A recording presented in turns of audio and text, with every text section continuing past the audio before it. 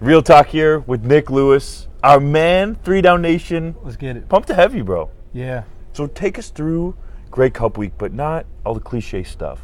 What's it like behind the scenes for the player? Well, I think the biggest thing is once you realize you want it and you have to get tickets.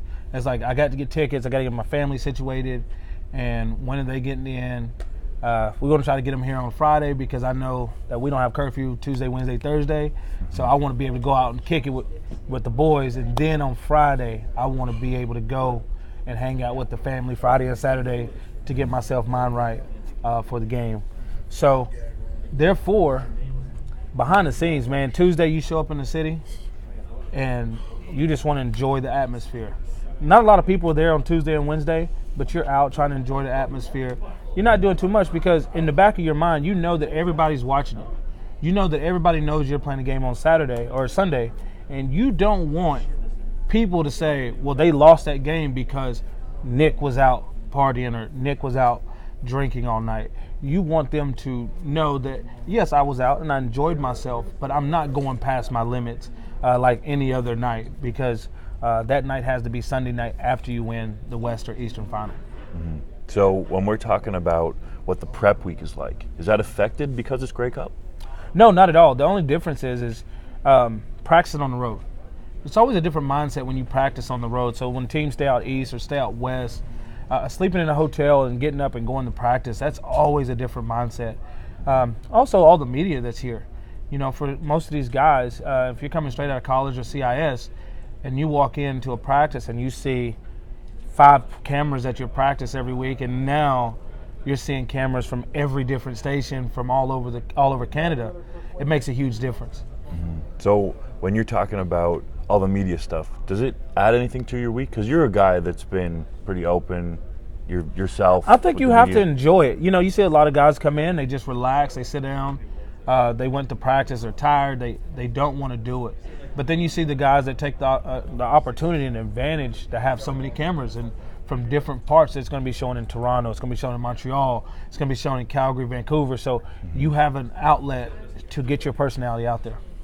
Do you have a story from Grey Cup week, good or bad, that took place? Like, did someone miss curfew or discipline during Grey Cup week at all? I just think in 2008, the biggest thing was me and Joffrey, we enjoyed ourselves at Grey Cup week, Tuesday, Wednesday, and Thursday. And then Saturday, I remember we were leaving somewhere. We weren't out, and that was in Montreal, right? It was in Montreal. In Montreal, a couple players gave us like after party things, right? Here, come to our after party after we won the Grey Cup, and that really struck a nerve. It was like, man, y'all already have after parties and already have it set up that you're going to win this Grey Cup. Do you remember who they were? No, I don't remember exactly who it was. McIlvain and John Bowman, but I mean, it was something that was, I thought it was kind of disrespectful, but at the same time, they were very confident. They were playing at home. They were a very good team. They had a lot of veterans. We were a young team, and we came out on top. So you've been to 3, won 2, Yep. lost 1. What are the different emotions on either side? Wow. The different emotions, man, it's crazy how emotional you get. That first game in 2008, just going through the whole day, you're wasting energy because all you think about is getting to the game. You just want the game to happen. You've thought about it all week. You want to go out on that stage, and you show up at the stadium, and there's fans, and everybody's clapping and yelling, and there's all different kind of fans. There's so much going on. You just want the game to take place, and the game goes by so fast. It's the fastest game you play. And it feels like you look up and you're in the second quarter, put your head down and you're going to halftime. And it's like the game is going like this.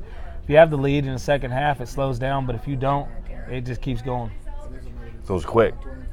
It's quick. What was it like when you won and then you lost?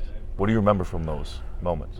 Losing, I was actually a lot better. You know, my parents were kind of scared of how I would react to losing because I hate losing. And losing that game, I was actually at peace because we got beat that week. I didn't think going into that game there was no way that we could lose that game. But we got beat. You know, they came out. Chad Cackert ran the ball well.